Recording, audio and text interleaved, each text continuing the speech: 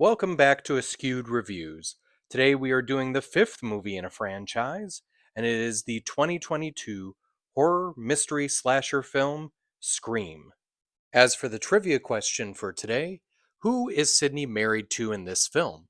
The answer will be at the end of the video. This movie takes place 11 years after the events of Scream 4. Now, the main characters or the original characters do still come back in this one, but most of the focus is on two new characters, Sam Carpenter and Tara Carpenter. Now, the original characters from the Scream series do also make appearances throughout the movie, including Sidney Prescott, who is now married and has children, Gail Weathers, who is divorced from Dewey and is now doing her own morning talk show called Good Morning with Gail Weathers. And Dewey, unfortunately, has kind of become a bit of a trash fire, as he no longer is the sheriff of Woodsboro and really just lives out his later years in his trailer.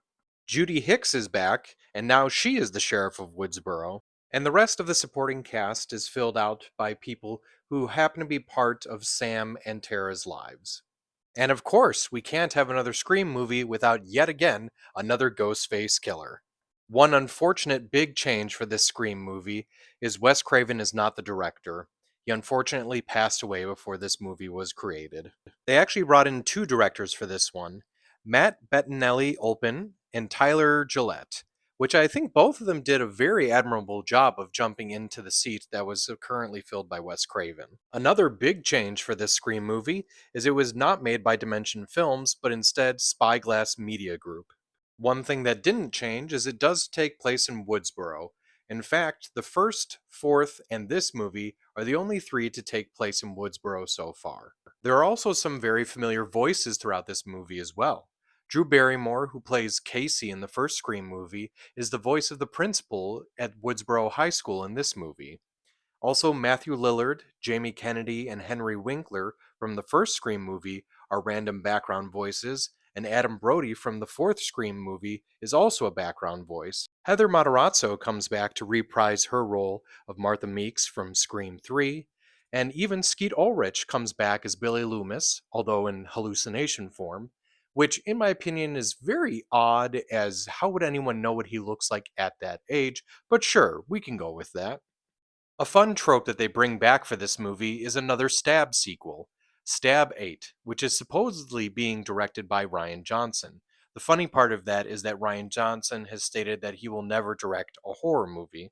There's some fun Stab trivia that we find out in this movie, as apparently Alicia Silverstone played Tatum in the original movie, and Vince Vaughn played Stu. Due to the information that comes from Scream 2, 3, and 4, we also find out that Robert Rodriguez is the director of the original Stab movie. The actors in the movie are Luke Wilson as Billy Loomis, Tori Spelling as Sidney Prescott, Heather Graham as Casey, David Schwimmer as Dewey Riley, and Jennifer Jolie, who's actually in our world, Parker Posey, is an actress in this world who plays Gail Weathers. One of my favorite things about this movie is all the legacy characters. You have Sam Carpenter, who is apparently the daughter of Billy Loomis. She is also the half sister of Tara Carpenter. Wes Hicks, who is actually named after Wes Craven, is the son of Judy Hicks. Chad and Mindy Meeks, who are the children of Martha Meeks, and the niece and nephew of Randy Meeks. Vince Schneider is apparently the nephew of Stu Macher. This one is a bit of a stretch, but it is believed to be true that Liv Mackenzie is somehow related to the Mackenzies, who are neighbors of Casey and her parents. The Mackenzies are actually mentioned in the first Scream movie. This last one's not really a legacy, but still important to point out that Amber is living in the same house as Stu Macher did. Also, Jack Quaid, who is Richie in this movie, is a legacy actor, as his parents are Dennis Quaid and Meg Ryan, and his uncle is Randy Quaid. Now here's some other interesting trivia.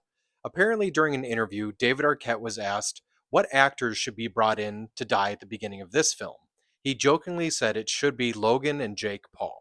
Now, an interesting thing we do have to point out, though, is that the beginning of this film does start with just one person, as it's Jenna Ortega's Tara Carpenter, and this is the first time where someone from the beginning survives throughout the entire movie. One of my favorite pieces of trivia from this movie is the fact that Dewey never talks about his sister Tatum, but they finally showcased that he has her ashes on a mantle in his trailer.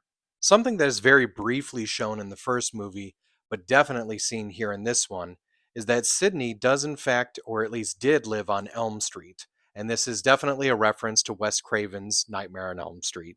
During the sequence where we see the preview for Stab 8, there's two YouTube articles that showcase two of the characters may still be alive. One of which is an interview with Woodsboro survivor Kirby Reed. The other is an article that says, "Did the real life Stu Macher survive?" Here's the last piece of interesting information to leave you with today. David Arquette is actually a certified instructor of the Bob Ross painting style. He actually went around during the filming and showcased how it works and taught a few people how to do it. So when it comes to Scream 5, I really did enjoy all the throwbacks to the first movie and all of the legacy references. But I do have to say, with the idea of the killers being about toxic fandom, I didn't like that part all that much. So I'm going to give this movie a 3 out of 5. As for the trivia question, who is Sydney married to in this film? If you didn't catch it, she makes reference to the fact that her husband's name is Mark. And it has been confirmed that this is in fact Mark Kincaid, played by Patrick Dempsey from Scream 3. I hope you enjoyed this episode of Askewed Reviews. If there is a movie you'd like to see get a review, put your suggestion in the comments. Otherwise, like, comment, share, and subscribe.